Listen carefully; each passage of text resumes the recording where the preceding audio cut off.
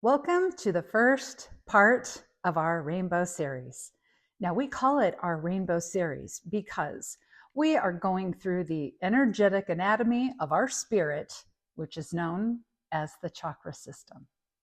Now, each of the 7 chakras is a power center. I'm talking the major chakras here, the major 7. And as we connect to the power of each of the chakras, we are able to show up to our lives in a more authentic way. Now, our theme basically of this entire Rainbow series comes from Carolyn Myss, and she says this: life on earth is all about learning to manage your power. And our power is our vital life force energy. Our power is our currency. How we spend it or how we invest it, it governs our health and well-being. So we learn to manage our personal power by learning to become aware of how we are spending it. For example, say that you are faced with a choice and what you truly want to do, what you feel aligned with, might also make it so that another person doesn't approve of you. They may not like your decision, so they may decide to withhold affection. Now, if we make a choice based on wanting to just please another person, that means we're going to show up in a way that goes against our authenticity. This will cost us power. Now, in the same situation, if we are true to ourselves, if we are true to our soul, and we make a choice that aligns with that, instead, we're now investing in our energy, right? In our vital life force energy. We become empowered because of that investment that is a choice done in congruence with our soul. Now, this is the whole purpose of the chakra system, that level by level, we are becoming an empowered soul, right? Through each of the 7 major chakras. So today, I am going to be talking about the power of the root chakra, which is at the base of our spine. It is represented by the color red. Now, this chakra is about how we are an infinite being, and we need this chakra to root us into our physical experience so that we can begin our journey of empowerment. Now, the spiritual truth of this chakra is all are one. And this represents our connection to our family, our tribe, and the package of our life. And when I say the package of our life, I mean the hand that we were dealt with, the body that we're born into, the family that we are born into. But also, as we get older, the package of our life is about how we show up and do what we do in our life. So it can be all of our relationships, it can be our career. Now, when we can't accept the package of our life, we will struggle. Now, the challenge of this root chakra is, I am not enough. I am not enough. And we will believe that the physical world controls our life. Now, this will feel bad because it's costing us energy to walk around in the belief system of, I am not enough. It costs us energy. We're also very likely then to abide within the hierarchy of our tribe at a cost to our well-being, at the cost of shutting down our inner voice, so that we might say, like, well, I'll do what my family says to do so that I can be loved and accepted. I will do what the politicians tell me to do because I want the safety that they are promising. I'll do what the Bible tells me to do and I won't question it, right? And because it's just too scary to question it, right? Because again, I want safety. You know, when I was about 21, I had a girlfriend, and I think she was a philosophy major or a psychology major at the time. But out of the blue one day, she says to me, you know, I've heard the Bible was written by Shakespeare. Now, at that time, I'm like, oh my God, we're going to be struck down by lightning. We're going to be smited right here where we are in her room. And that's how scared I was, because I was so into the hierarchy of somebody telling me what to do and what to believe. And I actually looked right at her and I said, don't say that. Don't say that. Because I thought she'd be struck and I would be struck just for sitting there and listening to her. All right. So when we are abiding in a hierarchy and we are ignoring our inner voice that's guiding us to think outside of the paradigm, this means we're not trusting our inner being and we are not trusting in the divine working through us, for us, as us. So we're not in faith, and this will cost us power. Now, we may not see this, okay, when we are in the struggle of the root chakra. We may not see it when we're in the struggle of I'm not enough, because if we're thinking that, our tribe, our family, our politics, our religion is what's going to keep us safe, this is just going to feel normal. We're not going to think it's a struggle. We're just going to think, oh, I'm not enough. I just need to listen. So that means we're probably in the root or the shadow of our root chakra. Now, our shadow is simply where we need healing. We need to shine a little light there and see what's going on. Now, in the shadow of the root chakra, this is arrogance. And this is where we are needing to be right. Okay, like I was about my thoughts about the Bible versus Shakespeare, right? I needed to be right because the alternative is just too scary. Right? So it's my religion, my politics, right? How I eat, vote, pray, parent. It's the only right way. And I need to be right. Otherwise, I'll feel the truth of I am not enough. And I'm not enough unless I'm right. And people are changing their way of thinking to agree with me. But then what happens when we always have to be right?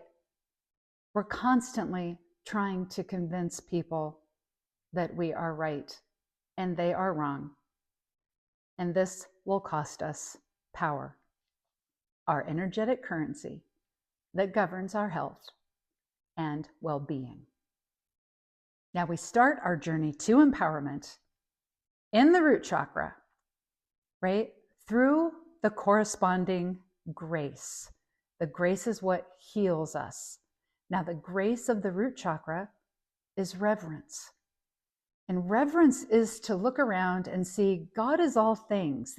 Everything on this planet that's ever been and is yet to be comes from the infinite presence. And then we see God in all of life. We have to see God in ourselves. We have to see God in everyone else, no matter how they eat, vote, pray, parent. To have reverence, we have to just know God is all things. Everything that's ever been, everything that's yet to be, everything that exists, everything that we can see comes from the one source.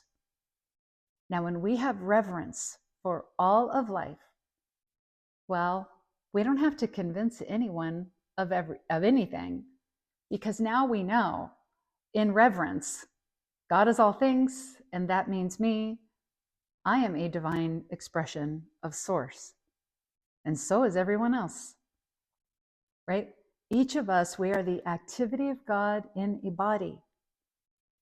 When we are in the grace of reverence, we can surrender to the God force that is at work in ourselves. We can surrender to the God force that's at work in others, no matter how they eat, vote, pray, parent. Even if we disagree with them on every level, God is also expressing through them. And only God knows their journey. We don't know what their journey is supposed to be, right? We don't know. We don't know what we don't know. But God is all things. That includes them. They're an expression of the God force. We don't have to decide anything for them. We don't have to set them straight. We get to choose what is ours to do and build up our own energetic currency. So with reverence, we're seeing God in all things. This also helps us to learn to embody unity consciousness. And when we are in unity consciousness, also known as the Christ consciousness or allness consciousness, our way of thinking and acting is in harmony with the divine. But to enter into that first level of power, we do have to have reverence for all of the planet, to see all of life as sacred. So life becomes our sacred assignment. Whatever is going on in our life, it's our sacred assignment. We know we create our experiences through our way of thinking and acting. So we listen to our inner authority. We are creating our experiences as we go along, and it's our responsibility. Now, it doesn't mean that we never listen to outside authority. Okay, we are trusting in our inner being and listening to our inner authority, but sometimes we listen to an outside authority too, but we run it through our inner knowing. So, for example, in my own life, I would see my doctor as an authority, right? She knows more than I do about medical stuff. But when I go see her, if she tells me, yeah, I think this is what's going on, if I have another feeling about that, I'll tell her. I'm like, I don't think that's it. I think it's something else. She'll look into it, right? So I am participating with my well-being. I'm not just handing over all of my authority to her and letting her choose for me, right? I listen to what she has to say, but on occasion, I'm the one that's got the right answer, not her, right? On occasion. Okay, so our experience of life is our responsibility. We participate with it, and we run outer authority through the voice of our inner authority. And then we become empowered at our root chakra, right? We make the choice to be God in this world, to let the light shine through us. Okay, we make the choice to let God work through us. So here is our call to action. We'll start with our affirmation. And our affirmation this week is, I let the light shine through. I let the light shine through. I let the light shine through. We are both physical and spiritual beings, but we did choose to come here to have this experience in 3D. And so the one thing, because we are spiritual beings, the one thing that will limit us is our belief that we're not. It's our belief that we're separate, that God is some force out there, right? Now, when we are looking for that infinite power, don't look up. Look in the mirror. It's you. Your identity as a sacred being is the key to everything. So here's our invitation for this week. We will all have ample opportunity to look around and ask ourselves, how am I spending my energy right now? How am I spending my energy? Am I looking outside of myself for something to solve all my problems? Am I needing to be right and I have to convince other people that I'm the right one so I can feel better about myself? Instead, how can I seek only the wonder that is God in this situation? How can I remind myself God is everywhere present in every condition, in every person? That means solutions, ideas, and inspirations can literally come from anywhere because of this. We've all heard a song on the radio. We've all caught the blip of a conversation. We've all stood in the shower and had like an idea just pop into our heads. Inspiration, solutions, guidance can spring from anywhere because God is all things, meaning all things are a channel of this divine source energy. So this week we can choose to seek only the wonder that is God. In the conditions of our life, in the people that we know, when we choose to seek only the wonder that is God, we call forth the wonder that is God. And this is how we are creating heaven on earth. So until next time, remember, you are divinely designed to be doing all of this. In everything you do, you are blessed. You are a one-time, one-of-a-kind cosmic event. Go forth and shine your light.